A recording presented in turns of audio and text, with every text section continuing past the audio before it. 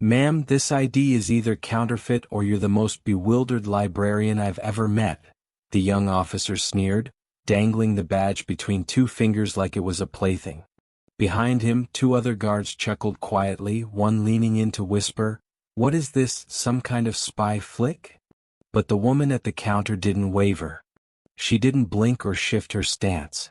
Clad in a simple white t-shirt, a windbreaker and faded jeans, she stood there, eyeing them as if they were squandering her time.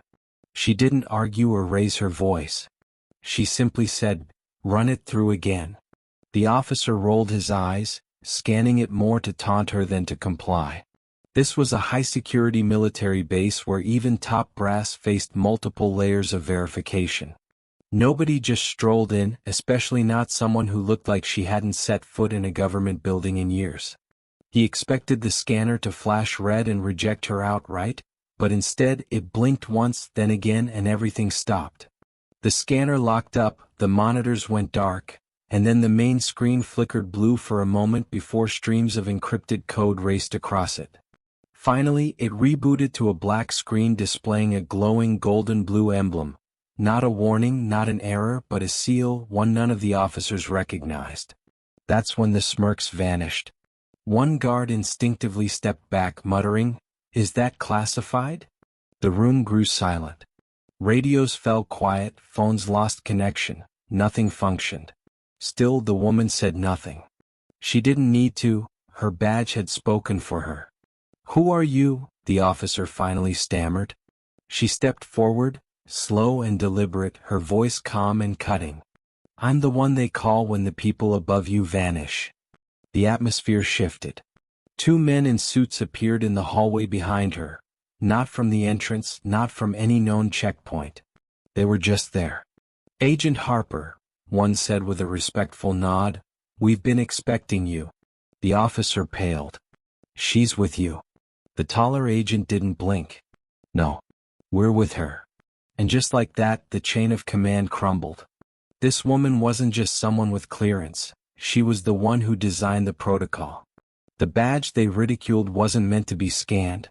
It was a master key. Her arrival wasn't for a meeting. It was a signal, a recall, and everything in the facility now responded to her presence. As she moved deeper into the building, lights adjusted to her steps, doors unlocked without contact. In a surveillance room 2 floors above, 2 analysts monitoring the feed panicked. "Who is that?" one asked. Her ID just bypassed every layer. The other squinted at the emblem on the screen. "That's not a badge. That's a recall key." Back in the lobby, the officer who mocked her stood frozen. For a moment, he looked like a kid who just realized he'd sassed someone who made the rules. One of the guards whispered, "We laughed at her." No one responded. The silence was heavy and lingered for a long time. Because when someone with that much authority walks in quietly, without backup, without even needing to explain, it means something major is unfolding, something no one was briefed on.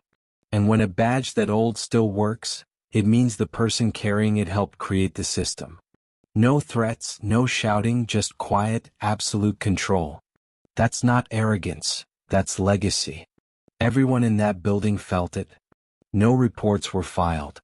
No one dared mention it. But every person who laughed remembered her face, and they never laughed again. Before we wrap up this tale, let us know in the comments where you're watching from. If this story sent shivers down your spine, subscribe to the channel, hit that like button, and drop karma in the comments below.